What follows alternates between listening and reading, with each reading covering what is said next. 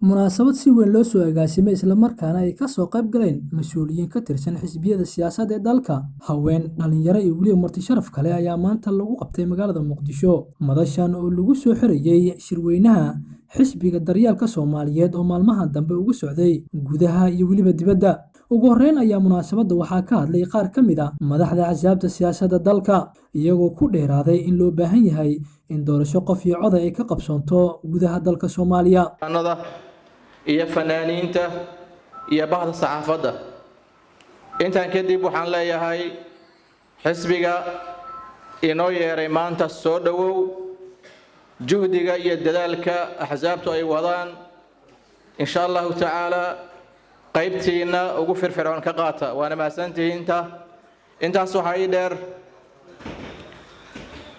mudan yaale marwooyin dalkan annaka iska leh ilaahay subxaanahu wa tacaala baa nagu manaystay na dejiyey xuquuq baan u leenahay xaq baan u leenahay difaaciisa iyo daryeelkiisa ma ahan inaan indhaha istirno ashkhaas gooni ah ama dad gaar ah ma laha waddanku way naga wada dhexeeya waxaan u malaynayaa dhowr iyo 20 sano waddankanaga wuxuu ku jiraa burbur baaxad leh maalin walba waxaa soo kordhayo dhibaatooyin fara badan oo aanan aqoon oon hore loo aqoon jirin oo ay ka mid tahay laynta dadkanaga waxgaradka ah ama waxtarka la laynayo. waxaa la yidhaahdaa cudur hadduu dhaco war cudurkaas sababtiisa maxay ahayd lama yidhaahdo si loo daaweyn lahaa bal raadiya inaan daawo raadinaa muhiima. axsaabta siyaasadda waxaa loo sameeyay inaan fahanna nafteeda muhiima. axsaabta siyaasadda waxaa loo furay inaan ogaano axsaabtu ay ogaadaan nafteeda muhiima. waxaan marka horeeya u tacsiinaya dhammaan dadkii nooga dhammaaday qaraxii ex control dhalinyaradii yararka ahayd oo runtii qofkii daawada ama arka qaracmayo waxtarkii ummadda ah. waxaan leenahay intii qaangaarka in Allah u raxmado dadkoodana samir iyo iimaan Soomaaliya oo dhan Allah ka siiyo inta dhaawacan Allah inoo caafiyo. waxaan kaloo tacsiinayaa walaalaha Turkiga oo 2 injineer kaga dhintay halkaas oo runtii ayagana shaqo weyn waddanka u hayay. waxaan taaniyan u mahad celinayaa gurmadka ay sameysay dawladda Turkiga diyaarad ay u soo dirtay dhaawac qaaday iyo khadar oo maanta nafteeda keentay daryeel caafimaad. waxaan leenahay qof kastoo Soomaaliya wax tarayo waan u mahad celinaynaa. intaa kadib waxaan rabaa axsaabta siyaasadda maxaa loo sameeyay ma intaan xisbi samaysano oo dhahno xisbi aan furannay oo xaflado qabanno miya ku talgalkanagu yahay mise qorshahanagu waxa weeye inaan ka talino aayaha waddanka. waxaan u samaysanahay sidaan anigu u arko axsaabtu waa in ay dalka dhistaa. dalkan inaan dhisnaa naloo sameeyay oo aan ka qayb qaadano dawlad wanaagga oo aan helno dalka difaaciisa baddiisa barigiisa iyo hawadiisa baan difaacano. waxaa axsaabta loo sameeyay inay wixii khaldama dawladda jirta wixii ka khaldama ay si degan u toosiyaan oo wanaag ku dhisan ay sameeyaan. dawladduna waxaa waajib ku ah axsaabta wixii ay keenaan oo talo wanaagsan inay qaadato. halkaas waxaa soo baxaya dad iska warqaba dawladdoodii axsaabtoodii kala talo qaata. waxaan gaaraynaa marka muhiimadda naloo aasaasay oo ah in dalkan uu dhismo uu hagaago khayraadkiisii iyo wanaaggiisina aan ka wada faa'iidaysano. axsaabta waxaa loo dhisay oo kale in maxay ahayd qof kasta oo Soomaaliya muwaadin Soomaali ah uu helo xaqiisa inuu helo. waxaad ogtihiin dastuurka kumeel gaarka inoo qoran qodobkiisa 10aad waxaa ku yaalo xurmada ama xifdiga la xurmaynayo qofka bini'aadamka ah. qofka bini'aadamka xurmu leeyahay ilaahay baa yiri walaqad karramna bani aadama. haddana gaar ahaan muslimka xuquuq weyn buu leeyahay. waxaan ogsoonahay nabigeena calayhi salaatu wasalaam inuu nagu tawjiihiyay xuquuqda ay muslimiintu isku leeyihiin. Soomaali waa wada muslim waa dad muslimiin ah xuquuq bay isku leeyihiin dalkaana waa ka wada dhaxeeya. idan marka ayadoo la ilaalinayo laga duulayo dastuurka inoo qoran qodobkiisa 10aad waa in qof walba oo Soomaali ah uu helaa xaqiisii dhabta ahayd xaqaasoo ka mid ah ama xurmadiisa ka mid ah xurriyatul qowlkiisa inuu helo ammaan iyo nabadgelyo adorraale inuu helo wax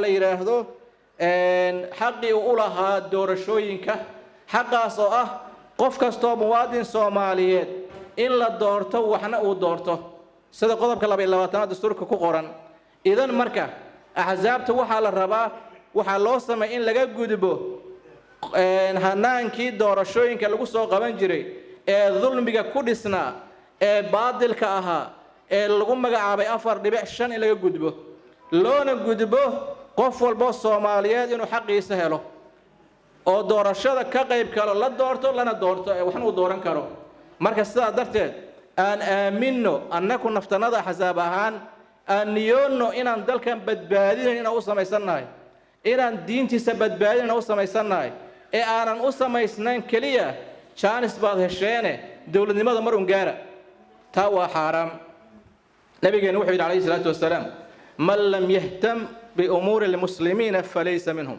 qofkan ka murgin buu yiri aayaha muslimiinta kamid ma ayaga muslimiinta aayahooda waa maxay dalkooda diintooda iyo dhaqankooda inay difaacdaan waa insha Allah ta'ala marka waxaan leeyahay ku soo gabagabeynaya xisbiga waa mahadsan yahay gudoomiyaha waan salaamayaa mar labaad in aan niyaddanadu qalbiganaga uu noqdo difaaca diinta waxaan ku inta raacin lahaa idinkoo mahadsan waxa la ansixiyay hanaankii doorasho dalkan lagu gal lahaa waxay ila tahay qof kasto inuu haysto qoraalkaas axzaabta waxaan u sheegayaa in la akhriyo qodobada ku jira axzaabtu si dhaqso in looga jawaabo ay uga jawaabaan taasna axzaabtan u jeedinaya waa inaan akhrinaa nidaamkan la ansixiyay wixii maadaama shacabka Soomaaliyeed aan matalayno anagu inaan akhrino wixii aan anfacaynina aan diidno si dhaqsan aan uga jawaabno ilaa 15 bari ba xeerku qoraya in madaxweynuhu ama soo ansixiyo ama soo diido Soomaha inta ka hor marka waa in la soo akhriyaa si aan u helno nidaamkan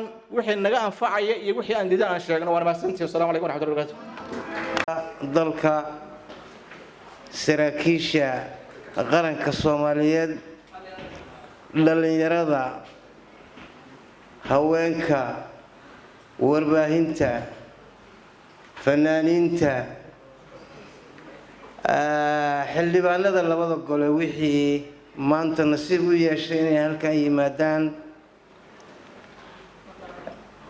aad iyo aad baan ugu faraxsanahay inaad halkan ka soo qayb gashaan waxaan leeyahay assalaamu calaykum wa rahmatullaahi wa barakaatuh bacda salaam waxaan soo dhaweynaynaa ku faraxsanahay u hambaliyaynaynaa gabagabada shirweynaha xisbiga daryeelka Soomaaliyeed oo ka mid ah isbahaysiga xisbiyada siyaasadda dalka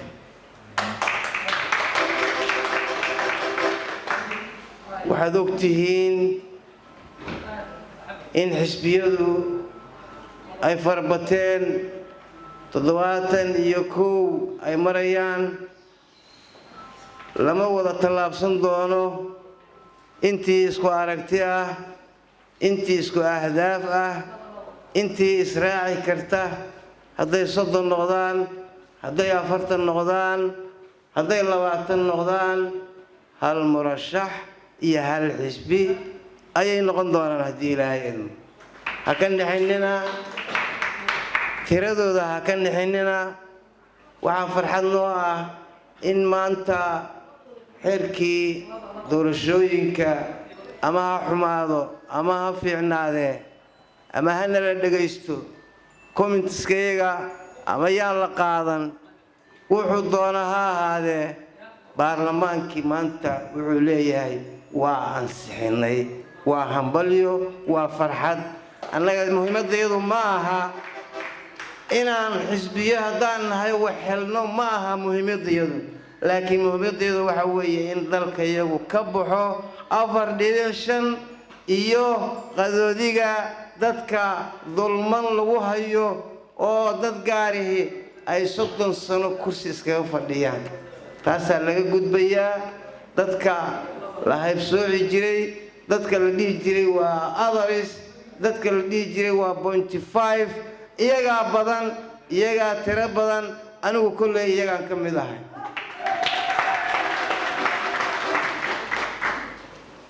waxaan rabaa inaan halkaan uga faa'iidaysto dadkii dhallinyaradii carruurteennii la baabi'iyey, la xasuuqay, hooyadii canjeerada intay soo siisay ilmaheeda u soo dirtay iskuulka, kadibna la yidhi waa la qarxiyey isagoo saqiir ah, isagoon waxba galabsan.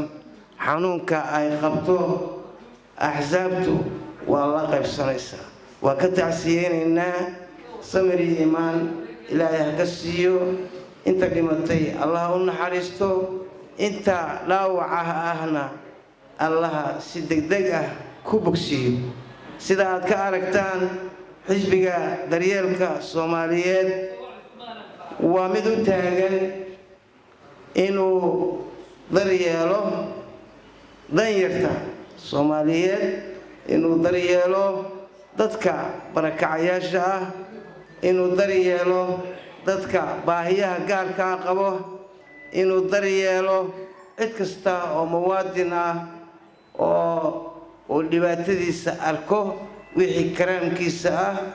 waa ugu hambalyeynaynaa, waa soo dhoweynaynaa, garabkiisaan taagannahay. waxaan mahad u celinaynaa ballaaran tiimkii soo qabanqaabiyey shirweynahan sida quruxda badan noogu dhacay. waxaan u mahad celinayaa wasaaradda amniga oo si sharaf leh oo fiicnaan badan noogu oggolaatay in shirkaani qabsoomo. waxaan u mahad celinaynaa inta maanta aqbashay, ajiibtay, halkan xaadirka ku ah.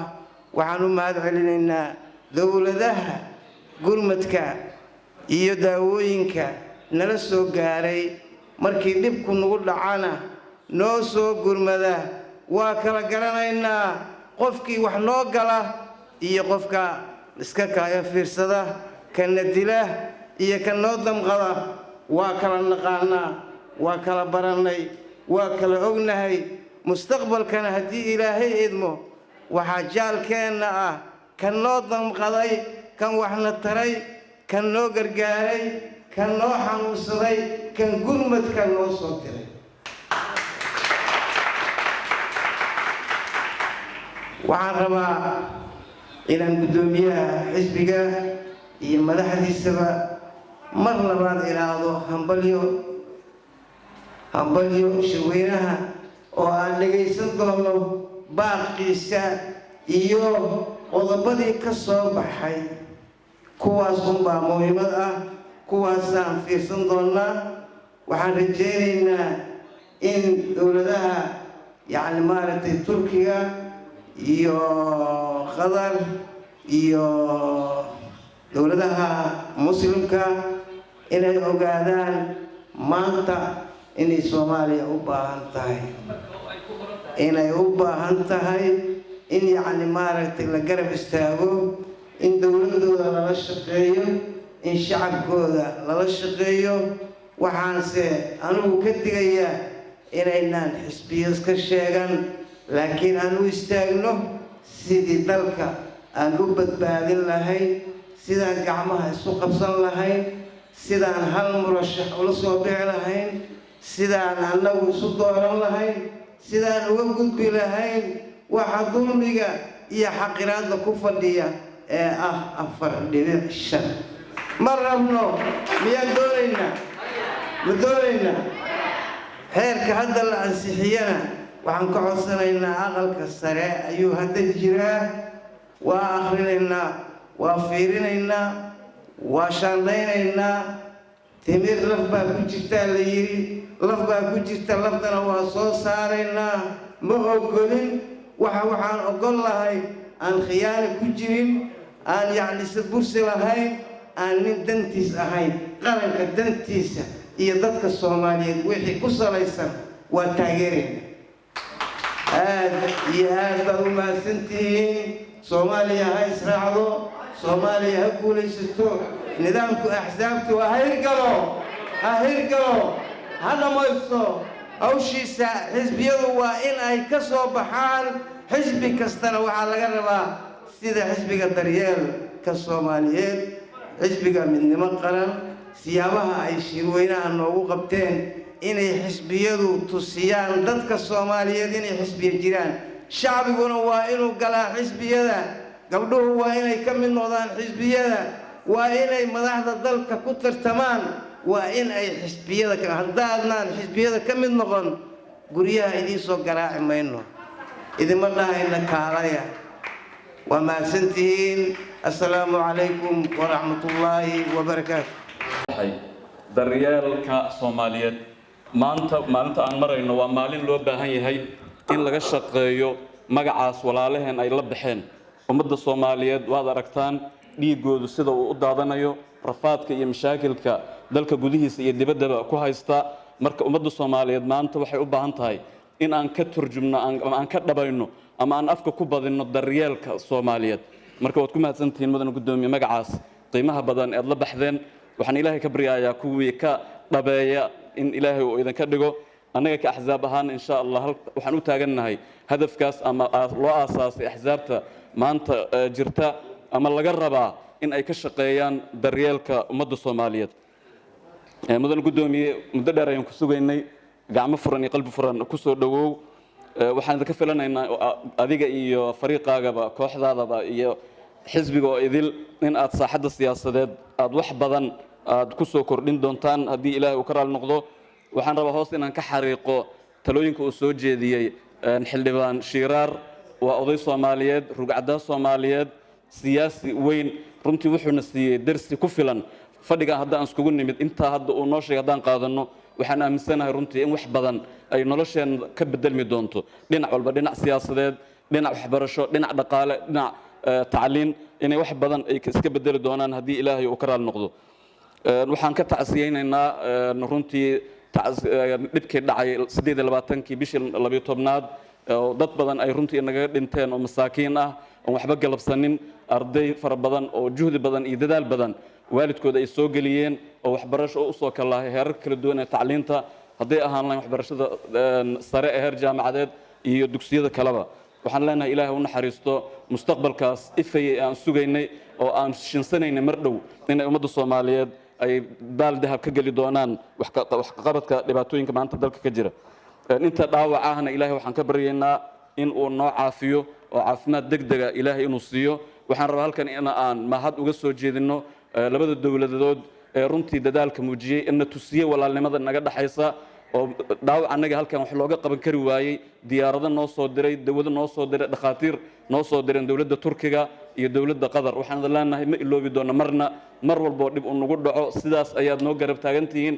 waa xaq aan idinku lahayn, waa xaq aan ku leenahay bini aadamkoo idil gaal ha ahaado ama muslim ha ahaado. laakiin labadaas dowladood waxay noo muujiyaan mar walba xiriirka naga dhaxeeya diineed iyo bini aadamnimada. waad salaamantiin dhammaantiin. wasalaamu calaykum waraxmatullaahi wabarakaatu.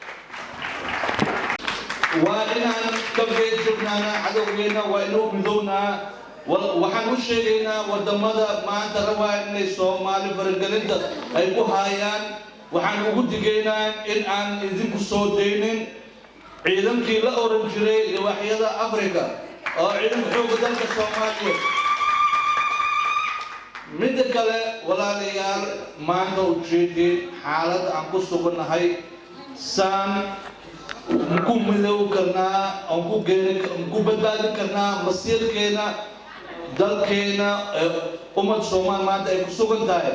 haddaan anaga u midownin oo wax aan u qabanin dadkeena, dhibku ay ku socon doontaa insha Allah. waxaan baa u dirayaa madaxweynaha Jamhuuriyadda Federaalka Soomaaliya, gudoomiyaha baarlamaanka, gudoomiyaha aqalka sare, ra'iisul wasaaraha.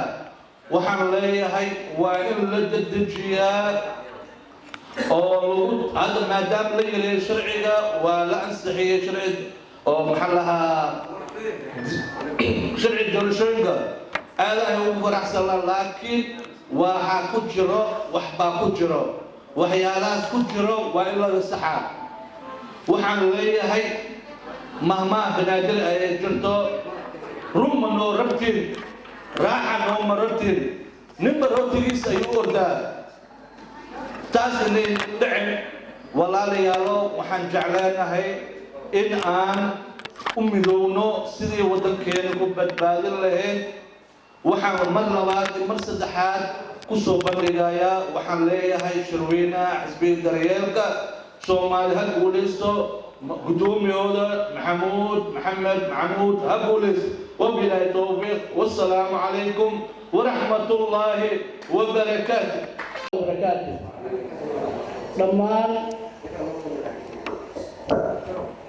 gudoomiyaha xisbiga ku-xigeenadiisa iyo xoghayntiisa dhammaan mujtamaca Soomaaliyeed ee meeshaan isugu yimid qof walba magaca iyo taytalka iyo karaamada uu meeshaan la fadhiyo salaamaya assalaamu calaykum waraxmatullaahi wabarakaatuh intaas ka bacdi annagu haddii waxaa loogula yeeray si ay la tahay inaan soo dhaweyno xisbiga waa soo dhaweynaynaa mar haddii nagula shafay oo nagula martiqaaday waa soo dhaweynaynaa Soomaaliya waxaa moodaa diilad ay soo gelayso xisbiyadu ay bateen dadku hadda uu isku soo aruurahayo xisbiyadu xataa ay midnimo iyo ay wadaan inkastoo hadda tirada ay ka bateeno markii ugu dambeysay ay sii marahayeen 63 meelahaas kan inuu hadda ku jiro 63 inuu 64 ku noqon doono maaha waa sii furfurmi doonaayo maarka wuxuu hadday mar sii furfurtaan way iska furmi doonaan saad ula socotaan dowladda ugu dambeysay Cabdirashiid Allah u naxariisto xisbiyadu waxay gaareen 84 xisbi gaareen waan loo weydiinaa markii ugu dambeysay Israel baa isku fuuqsatay kulli oo qaadatay xisbiga Cabdirashaaq oo dad yahay alii jira saddex ka soo galay intii kale Israel baa qaadatay oo ku aduuray xisbiyadu marka waxa la rabaa oo anigu hadda ahaan soo jeedin lahaa inay boqolkiiba midoobaan sidii ay u noqon lahaayeen xisbiya ayagu isgarabsado xoogooda iyo xaquuqooda iyo ilaa kuwa xoolahooda isu geeyo si ay maanta samata bixinta uu sheegay gudoomiyaha SNU waxaan maleeyaa waa xisbi raajis inuu yahay maleeyaa xisbi hadda uu wada dictor raajis xisbigiisa inuu yahay maleeyaa SNU xisbi soo jireen oo fac weyn waaye xisbi hadda uu dictorkan bilaabay ma marka waxaa la rabaa xisbiyadu inay isku soo aruuraan isgarab